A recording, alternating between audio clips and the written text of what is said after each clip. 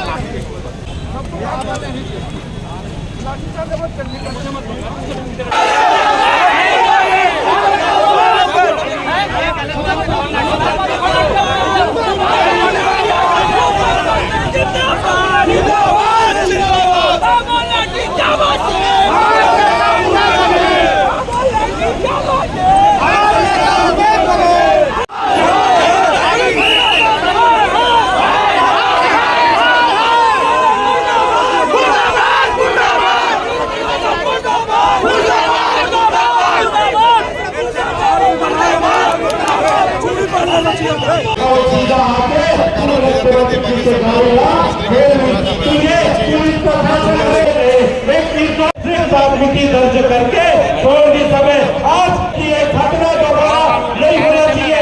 और इन्होंने बताया कि जो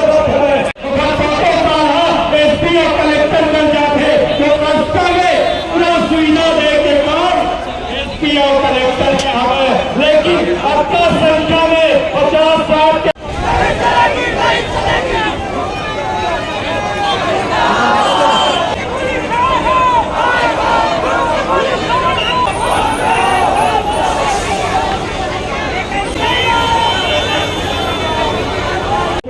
के गाड़ी पे ये गुंडागर्दी पेमेंट करे। हमें बोल देना चाहता कि भारतीय जनता इकट्ठा होकर जैसी चौक पे पहले पायलटिंग गाड़ी नोटिस है और बाद हमें भूपेश भैया के गाड़ी में बैठे रहे। भूपेश भैया पुलिस के टैंकर लेके ले जा करके तो ड्राइवर अपनी बड़े धरीश और लड़का मन दौड़ के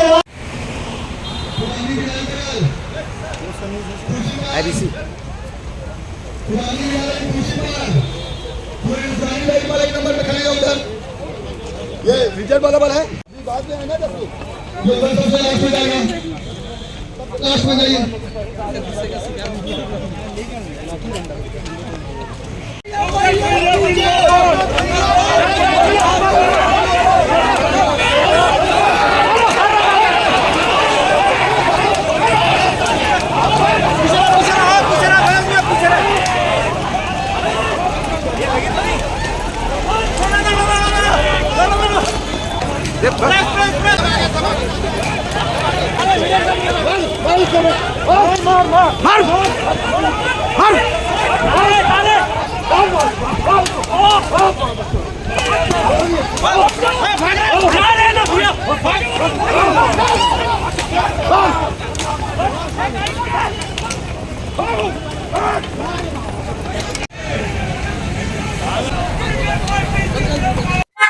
चाहे आप हत्याओं के मामले में हो, चाहे अनाचार के मामले में हो, चाहे दुराचार के मामले में हो, चाहे लूटपाट, चाहे डकैती, इन सब में असफल हो गई।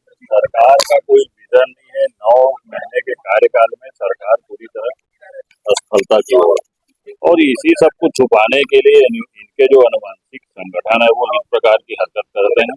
पूर्व मुख्यमंत्री माननीय भूपेश बघेल जी के काफिले के ऊपर कातिलाना हमला करना।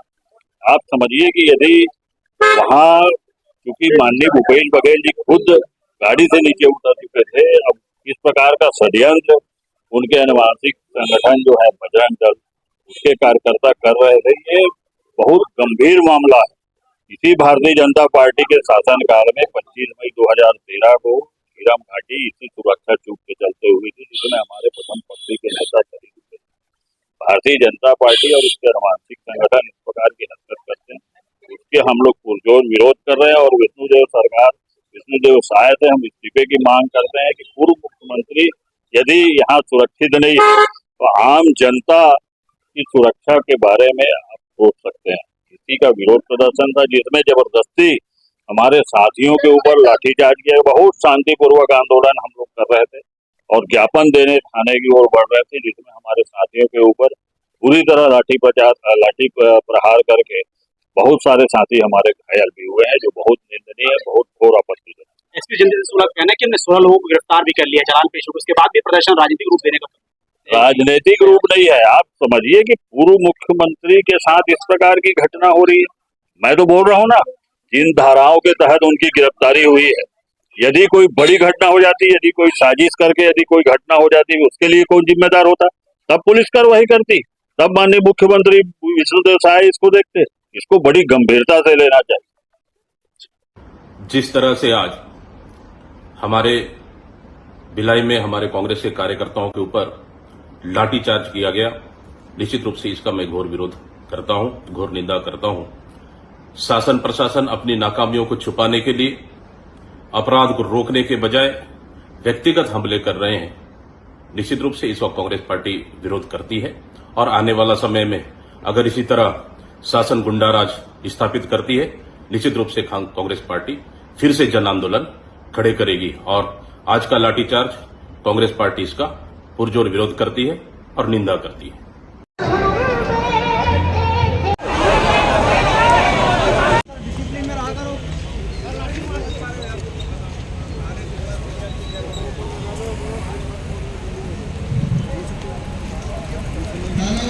तो मैं आप लोगों को बताना चाहूंगा, पूरे का पूरा घेराव इलीगल था, पूरा का पूरा प्रदर्शन इलीगल था। इन्होंने क्योंकि 3 दिन पहले वो सुरक्षा में चूक का मसला उठाया गया था, जिसपे तत्काल एफआईआर दर्ज करके आगे पुलिस कार्रवाई कर रही थी। कल रात में जो उन्होंने ज्ञापन हम लोगों को कल सूचना दिया था के माध्यम दिया था कि हम 48 घंटे के अंदर अगर अरेस्टिंग नहीं होगी तो हम थाने का घेराव करेंगे।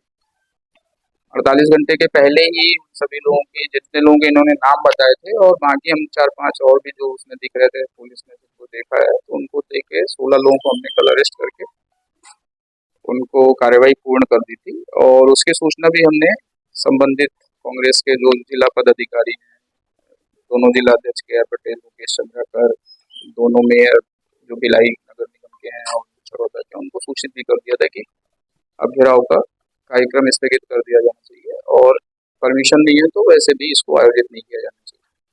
परंतु उन्होंने फिर भी इस पे आज चूंकि वो उन्होंने ये बोला कि हमने बुलाया हुआ है कार्यकर्ताओं को तो हम ये करेंगे। हमने उनको बोला कि आपका घेराव की सूचना है, बस परमिशन नहीं है तो आप परमिशन के बिना नहीं करें। परंतु उस पर ही बात हुई कि हम कर देंगे और हम शांतिपूर्वक रखेंगे और हम यहीं ज्ञापन देके और सभा अपनी समाप्त कर लेंगे, कोई भी उस पर अन्य कार्रवाई की। परंतु उस पर भी उन्होंने अपनी बात पे नहीं टिके और सभा के बाद उन्होंने पूरे जितने भी 300-400-500 लोग थे उनको पैदल मार्च करके थाने की तरफ ले आए। सुरक्षात्मक रूप से थाने के साथ आगे हमने 2 बैरिकेड लगा था कि उनको नहीं लाने देना है और कोई मतलब नहीं है यहाँ पे। वहाँ पे हमने रोका उनको और जब उन्होंने बैरिकेड तोड़ने का और उसके आगे बढ़ने का प्रयास किया तो हल्का बल प्रयोग करके उनको हटाया। अब इसके बाद क्या कर उन्होंने अपने नियम तोड़े हैं। अगर वो शांतिपूर्वक खत्म हो गया होता तो हम एक बार देखते कि उसके क्योंकि धरना प्रदर्शन पूरा अवैध था, उसकी कहीं से परमिशन नहीं दी गई है, तो हम उस पर भी कार्रवाई करेंगे और देखते हैं कि उसमें कौन कौन जिम्मेदार था, कैसे था। और बल प्रयोग में अगर कुछ ऐसा हुआ होगा, अभी तो मेरे नॉलेज में नहीं है कि ऐसा कुछ हुआ होगा, तो फिर मैंने बोला ना सबके खिलाफ अवैधानिक जो भी वैधानिक कार्रवाई होती है अवैधानिक गतिविधियों पर वो करें। और उनको जनप्रतिनिधि होने के नाते समझना चाहिए था, कानून अपने हाथ में नहीं लेना चाहिए था। कम से कम उनको तो नियम कानून पता होने चाहिए कि थाने के अंदर मारपीट और ये सब चीजें किसी भी नॉर्मल व्यक्ति के लिए मतलब सही नहीं है। वो तो जनप्रतिनिधि है, उनको इसको किसी भी तरीके से बचाना चाहिए था उनकी उपस्थिति में और उनके लोगों द्वारा ऐसा नहीं होना चाहिए था। इसलिए उनके खिलाफ भी एफआईआर दर्ज हुई है और उनको भी हम अरेस्ट करेंगे और अरेस्ट करके मतलब कोर्ट के समझ पे नगर पालिका के लिए दुर्ग पुलिस पूरा दुर्ग है। जो लोग अवैध गतिविधि करेंगे, जो लोग अवैध गतिविधियों में इन्वॉल्व रहेंगे, हम सिर्फ उन्हीं के खिलाफ कार्रवाई करते हैं। पाटन भी हमारा है, कुमारी भी हमारा है, भिलाई भी हमारा है, दुर्ग शहर भी मसूद चल